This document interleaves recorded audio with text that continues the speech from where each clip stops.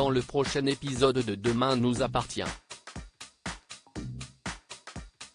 Alors que Christelle a des remords, Victoire confie un secret à Martin. Anna, de son côté, se rapproche de Mathieu, et Gwen fait une annonce importante à Thomas et Tristan. Capture d'écran TF1. Attention, les paragraphes qui suivent contiennent des spoilers sur l'épisode de Demain nous appartient diffusé demain soir sur TF1. Si vous ne voulez rien savoir, passez votre chemin. Mercredi 29 mai dans Demain nous appartient. Victoire confie un secret important à Martine. Interrogé par Martin suite à son arrestation, Mathieu assure qu'il ne connaît pas Victoire et qu'il a pris peur en voyant la police à cause de son passif.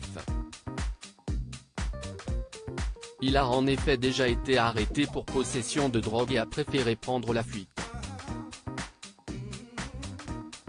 Il explique ensuite qu'il a simplement accepté une demande de course sur son application de livraison et que le colis qu'il a livré à l'hôpital pour Victoire provenait d'un certain Jérôme Delvert.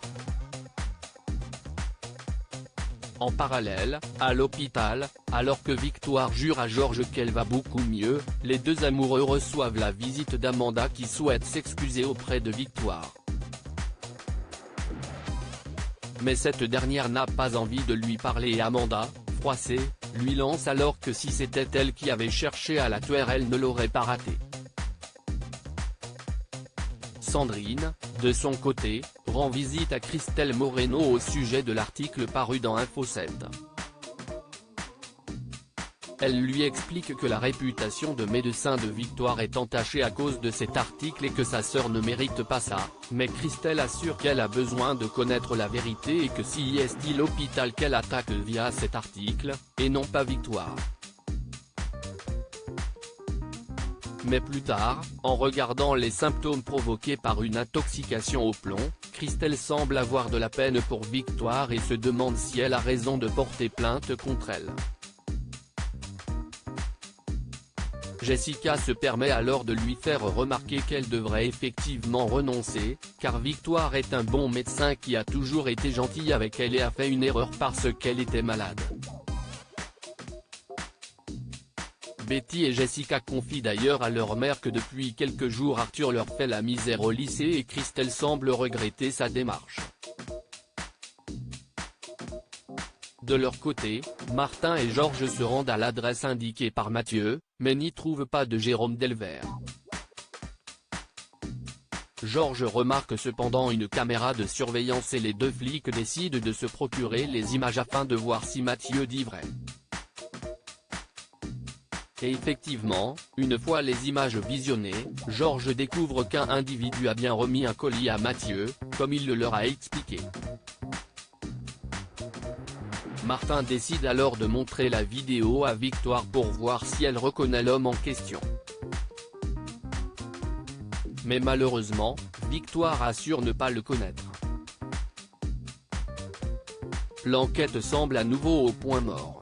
Sauf que la jeune femme demande ensuite à Georges d'aller lui chercher quelque chose à boire et profite de son absence pour avouer à Martin qu'elle a menti. Elle connaît l'homme que l'on voit sur la vidéo. Il s'appelle Thibaut Daboville. Mais elle ne pouvait rien dire devant Georges, car elle a couché avec lui. La tension retombe enfin entre Anna et Mathieu une fois relâché par la police. Mathieu se rend à Info 7 et raconte ce qui lui est arrivé à Anna, qui l'écoute à peine et se montre toujours très froide avec lui. Exaspéré par son comportement, Mathieu attrape une feuille et dessine en vitesse une hache. Il lui tend le dessin en question et propose à la journaliste d'enterrer la hache de guerre une bonne fois pour toutes. Il lui explique que ce n'est pas simple de trouver du travail et qu'il avait vraiment envie de ce boulot d'infographiste ici, d'où son comportement un peu lourd lors de leur rencontre. Anna admet alors qu'elle a été un peu dure et lui souhaite la bienvenue à Info 7. Cependant, un peu plus tard, dans la journée, Mathieu fait quelques remarques de mise en page et de présentation à Anna et finit par lui faire comprendre que sa vision est un peu has-been, ce qui ne plaît pas trop à la jeune femme qui se braque. Et lorsqu'elle voit Rose faire les yeux doux à Mathieu, elle se lève brusquement et s'en va, visiblement énervée. Seulement, alors qu'elle marche sur le port, Anna se blesse à la cheville. Heureusement, Mathieu, qui s'apprêtait à effectuer une livraison, l'aperçoit et se précipite à son secours. Il l'aide à marcher jusqu'à un banc et lui applique sur la cheville une crève anti-inflammatoire miracle qu'il emporte toujours avec lui en randonnée. Une facette insoupçonnée de Mathieu qu'Anna semble prendre plaisir à découvrir et qui la pousse à s'excuser pour sa réaction un peu plus tôt dans la journée. Le soir venu, Karim propose à sa compagne d'aller passer le week-end en Corse, mais Anna répond qu'il y a le baptême de César vendredi, avant d'avouer qu'en vérité elle n'a pas envie et que ce n'est pas idéal vu l'état de sa cheville. Une réponse qui semble, une fois de plus, blesser Karim.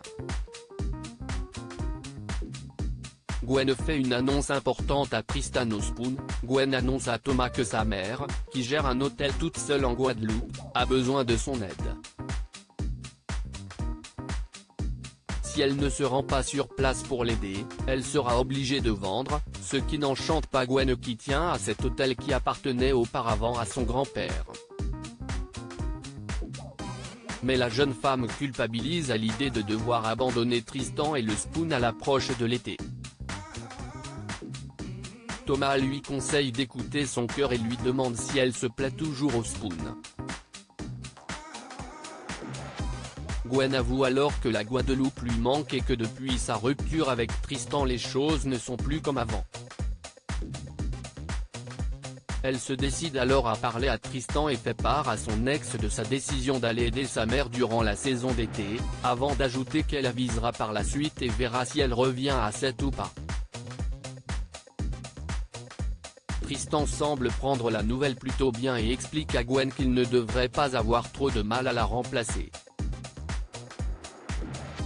Une réaction qui ne convient pas à la jeune femme qui s'en veut d'avoir culpabilisé et admet qu'elle attendait plus de tristesse de sa part, après tout ce qu'ils ont vécu ensemble. D'autant plus que Tristan semble plus préoccupé par les messages de Justine que par ce que Gwen lui raconte. Plus tard, alors qu'il se balade avec Justine, Tristan propose à sa nouvelle petite amie de venir travailler avec lui au Spoon, mais Justine lui fait remarquer qu'il est son amoureux et qu'elle n'a pas envie qu'ils deviennent collègues de travail. D'autant plus que malgré ce qu'il pense de son activité d'escorte, sa vie actuelle lui convient très bien.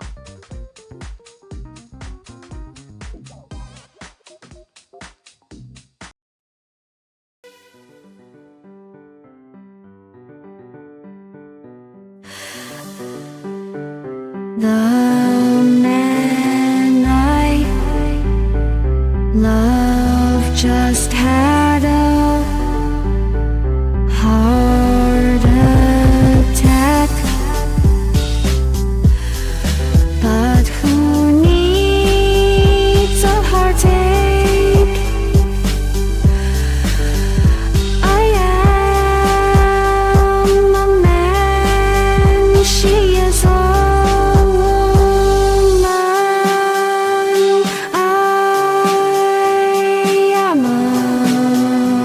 she